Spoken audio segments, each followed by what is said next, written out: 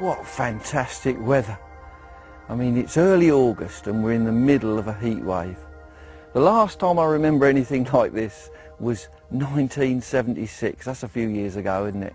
And then, do you know what happened then? There was a massive explosion of fish. You know, they bred really well that year, and it followed on that the fishing was great for sort of 7 or 8 years after, so perhaps we've got that to come. Because it's very warm, the fish grow quick. When they actually breed, they grow much quicker and they survive the winter. I'm here at Pisces Caravan Park, which is a holiday park, but there's several lakes which anglers who stay at the holiday park can fish. It's not a day ticket water. This actually is a syndicate water, and I happen to be a syndicate member. Lucky me. Free of charge, of course. And what I'm going to do today is explain the method feeder. The method, now the word method is when it came out about 8 years ago, it was the method. It was the best way to catch carp, with a ball of ground bait round a feeder and with a fairly short hook length close to it. It's changed a little bit since then, but I was going to go through today the different ways that you could fish a method feeder. But as always, to begin with, you need to mix your ground bait. A method feeder uses ground bait, and my particular choice today is a Vandenine Super Method Mix. This is a 2 kilo bag. You can get easily through 2 kilo in a session, so a good big bag of ground bait. Doesn't really need any other additives with it. I do add a bit of my favourite sort of flavour into the water, so the whole of the ground bait in its dry contents goes in to the bag.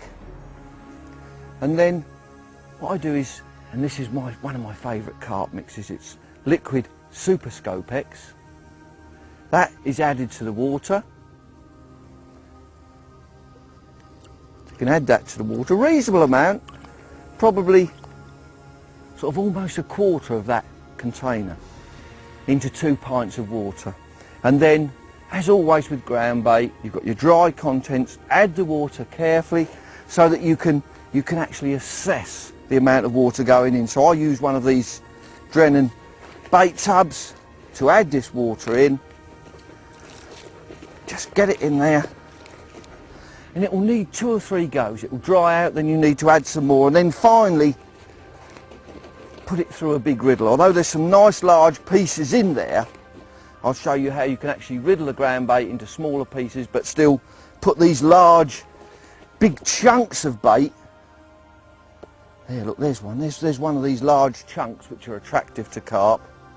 There, big flake, or anything like this. All these bits we'll put back in. So add the water, leave it to dry, then add it again and riddle it. So we need to do a bit more work on that, but that's always the first job when you arrive at the riverbank, or the lake bank as it is here, lakeside. Now I'm using a large mesh ground bait riddle, really big mesh. You don't want this ground bait too fine anyway, and as I said earlier, what happens is, you'll see this, when I riddle it, it goes through very easily, but there will be some big lumps, big hard lumps remaining, but these smaller, wetter lumps, just rub them through. Don't waste anything. These carp are really greedy. They will eat everything. Now look, that's what I was telling you about. Those larger pieces there, here, here, here. Once you've got the wet lumps of ground bait through, just put them back in. Do the lot. It takes no time to do a kilo. You can do that rest of it. So first of all, just pick the whole bucket up and riddle it, so you get all the sort of slightly drier pieces through.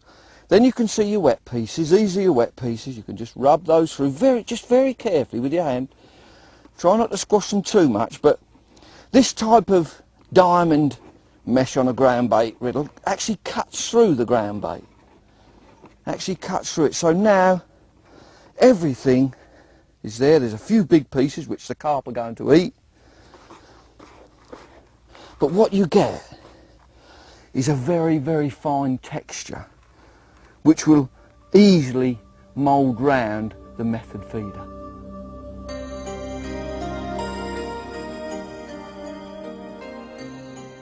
Now I've already had a couple of casts with the feeder, just to get my distance. I'm using a line clip, I'm fishing to that reed bank on the other side, so I need to clip up, get nice and tight to those reeds every cast, try and keep the feeder going in the same place. I'm using a piece of sweet corn on the hook because it usually deters. Smaller fish will take it, but if you use maggots, generally they can get attacked by smaller fish. But you always have to muck about with what you're going to use. Now the feeder itself, this one, is a coil feeder, and what I'm doing, method is where it's like a ball of ground bait. You can imagine that. Look at that. That is actually, if you threw that in, that would be like you'd throw a ball of ground bait in anywhere, wouldn't it? And it makes a noise. Fish are always attracted by noise. So when you cast out, it's a big bush, makes a big noise, and of course your hook bait is sort of 10 inches away. You can have it 5 inches. You need to vary that sometimes as you fish, but I can chat about that later on. So basically that's it, a big ball of ground bait with your hook bait close by, and that's all it is. It's a fairly simple setup. And when you go to cast, always pick a far bank marker so you're casting in the same position each time. Keep the rod vertical and bring the feeder behind you. As long as you cast and keep the rod vertical, pointing towards your marker, then your actual feeder will go in that direction. It will keep straight. The more vertical you can keep it, of course, the better it is. So back behind you, keep this nice and close, get your feeder behind you, there, and then bang, almost into those reed beds. But because I'm clipped up, I can cast with confidence. I know that round that bed of weeds on the far bank, that's where carp are liable to patrol. And I'm casting right on the edge of it. So when you pick your spot to fish, try and pick a spot where you know that fish are going to be anyway. So I've just cast out, left, cast to the clip the rod over, and then just watch. And quite often you'll get little line bites, and I've got them now, where fish come in to the ground bait and start knocking the ball, and there it goes round straight away, and there's one on. What a great start. That was almost instant, wasn't it? Cast out, few line bites. That is the real power of the method. Cast out, just a little flicker, round the tip goes. What's this? It is a carp. When it took off, first of all, I didn't think it was, but it is. Look how they fight.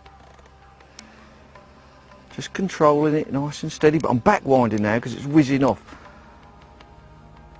Just found out it's hooked, I think. It came in so easily. Now it's whizzing back out again. This is a fantastic way of fishing. Just got my clutch set a little bit. Yeah, just clicking just a little bit. Oh dear, that's brilliant. Just hear that clutch going, but I can still, if it really roars, I'll back wind on it. That is really a lot of power though. A lot of power in the tackle that I'm using, and I'll run through that in a minute with you. Just playing the fish and powerfully lifting it, got it on the surface.